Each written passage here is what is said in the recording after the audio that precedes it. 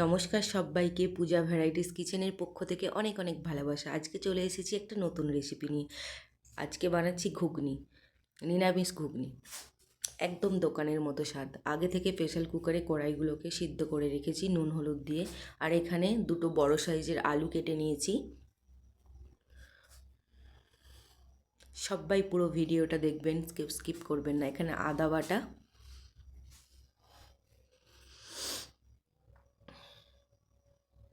Tomato কুচি, ধনে পাতা, নুন, লঙ্কার গুঁড়ো, জিরে গুঁড়ো, হলুদ গুঁড়ো, গোলমরিচের গুঁড়ো, ধনে গুঁড়ো, এই কটা উপকরণ দিয়ে আজকে আমি বানাবো ঘুগনি।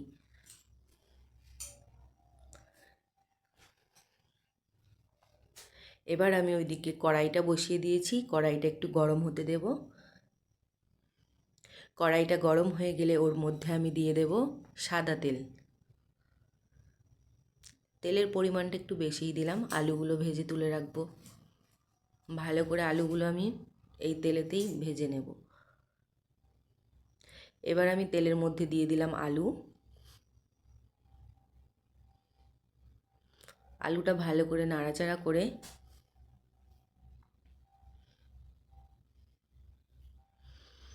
আলুর মধ্যে আমি এবার দিয়ে দেব আন্দাজ মতো নুন।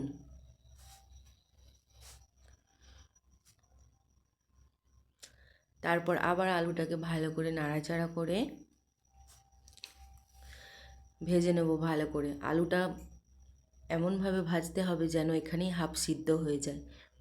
তারপর একটু হলুদ দিয়ে দেবো আলুর মধ্যে। হলুদটা দিয়ে আলুটা ভালো করে ভাজা ভাজা করে নেব। 3 থেকে 4 মিনিট আমি আলুটা ভাজতে দেব। দেখুন আলুটা আমার ভাজা হয়ে গিয়েছে।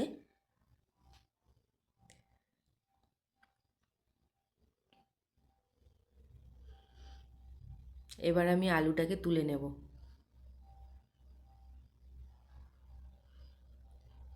আলু ভাজার ওই তেলেতেই আমি ঘুগনিটা বানাবো। এবার ওই তেলের মধ্যে আমি টমেটো কুচি, টমেটোটা একটু ভাজা ভাজা হয়ে আসলে, টমেটোটা ভাজা হয়ে গিয়েছে। এবার ওর মধ্যে আমি দিয়ে দেব আদা বাটা। আদা বাটাটা দিয়ে দিলাম। আদাটা দিয়ে আদাটাকেও ভালো করে ভেজে নেব।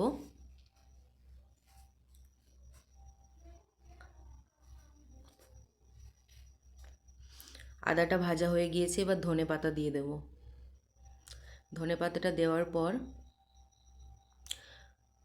চাইলে আপনারা ঘুগনিটা হওয়ার সময়ও ধনে পাতাটা দিতে পারেন, আমি আগে থেকেই দিয়ে দিই। এবার নুন দিয়ে দিলাম, লঙ্কার গুঁড়ো, হলুদের গুঁড়ো,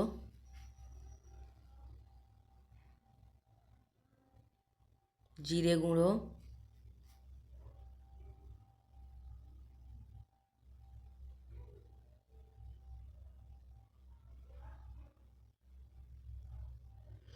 ধনে গুঁড়ো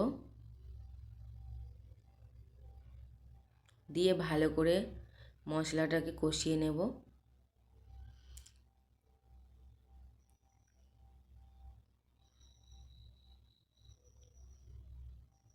একটু হালকা আমি মশলার মধ্যে জল দিয়ে দেব। জল দেওয়ার পর আবার মশলাটাকে ভালো করে নাড়াচাড়া করে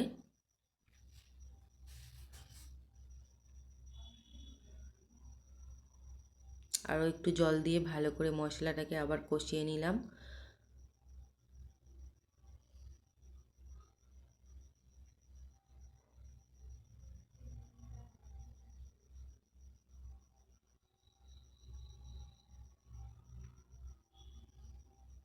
এবার আমি আলুগুলো দিয়ে দিলাম, সেই ভেজে রাখা আলু। ভেজে রাখা আলু দিয়ে মশলাটাকে আলুর মধ্যে যেন ভালো করে ভেতরে সব নুন মশলাটা ঢোকে, তার জন্য একটু খানিকক্ষণ মশলাটাকে কষিয়ে নেব হালকা জল দিয়ে। যেহেতু কড়াইটা আগে থেকে সিদ্ধ করে রেখেছি, ঘুগনির মধ্যে বেশি জল দেব না।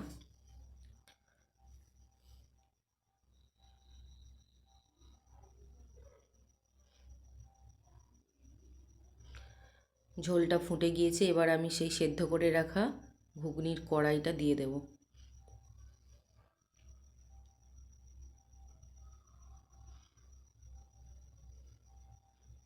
ঘুগনির কড়াইটা দিয়ে আমি ভালো করে নাড়াচাড়া করে নেব, দিয়ে কিছুক্ষণ 2 মিনিট মতো ফুটতে দিয়ে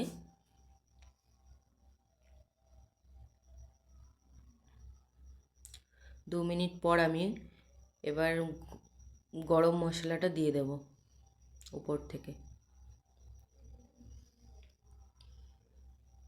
গরম মশলাটা দিয়ে আবার ভালো করে একটু নেড়ে নেব।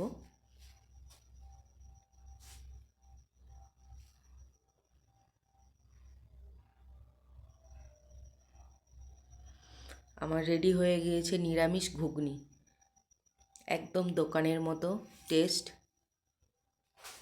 বাড়িতে এইরকম নিরামিষ ঘুগনি বানিয়ে ফেলবেন, রুটি লুচি সবের সাথে ভালো লাগবে।